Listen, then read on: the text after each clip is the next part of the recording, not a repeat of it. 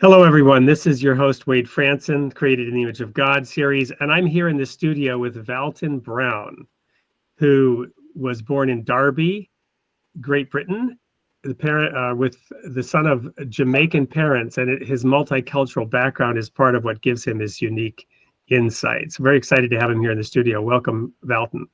Yeah, thank you for having me. Thank you. So I'm going to ask Valton just a couple of questions for this sneak peek about a couple of transformative experiences that give him his unique perspective, which is covered in his book, The Hidden Tree. The first one, Valton, you were sharing with me is when you were about 15 years old. What happened? Yeah. Well, when I was 15, I had my own plans of trying to get into music and, doing some other grand things with my life.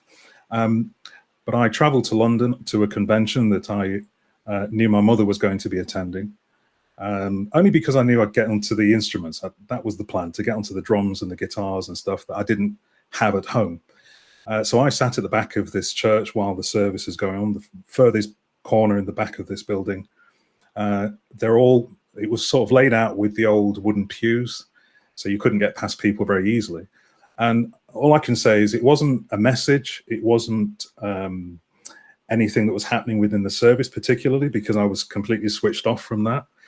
But all I can say is I remember being sat at the furthest corner at one point, and at the next minute, I'm at the front, knelt down. I'm just completely broken. And I can only describe it as being a video screen that was sort of playing in seconds the things that I was planning to do.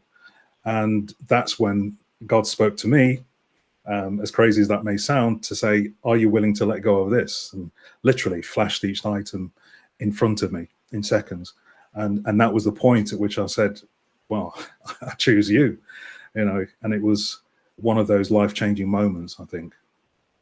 And your life's path really then as an adult coming of age springs from that moment. But you mentioned another transformative experience a few years later in Uganda.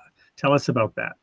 Yeah, again, another unexpected event. There's been a number of these, but I was invited to go to Uganda by a gentleman who operated the sound system in the local fellowship that I was in for this event. And it took them 2 years to convince me to go with them, just to see what they were doing.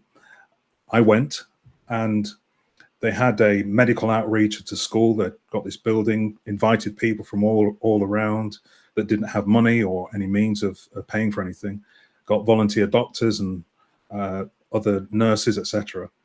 And the lady that was there, called Christine, I'll never forget her, she, cutting a long story short, told me she's going to put a chair under that tree with an interpreter next to me, and she's going to send people to me. And I said, well, what am I supposed to do then? She says, oh, I don't know, pray, counsel, whatever God tells you. And she walks off. Now, I'm supposed to be observing, but out of obedience to this lady, I sat on this chair, and this first lady came to me. She had all sorts of problems. She sat on the lawn, and in seconds, again, I went through all the things I'd learned from studying the Bible, from church, teachings, etc. And I was just saying, well, that's not going to fit. That's not relevant. And I'm literally unpacking this until I realized I was completely empty. And so while I was there looking at this lady, I'm praying and saying, God, please tell me, what am I supposed to say to this woman who lives in Uganda with nothing, no titles, no money, nothing. And, he did speak to me, and I just shared with her as best I could what she needs to do, and then prayed with her. And she leapt off the ground into the air and started to dance around and screaming on top of her voice. And I'm thinking, what is this? What's just happened? And it was the first time that I came in contact with the fact that, because after that event, I was thinking about this, and I was convicted about what we call the gospel of the kingdom. And I realized at that point that if it doesn't relate to someone who is in the middle of a place like that, without any income, without any means, any support network, if it doesn't relate to someone like that, it's not the gospel. And so that was a point at which I began to review, what is it I believe? Who is it I believe in? And then it started to shape things moving forward from there, So it's been quite a journey. Well, that's a wonderful synopsis of the tip of the iceberg that we're seeing at this moment of your book, The Hidden Tree.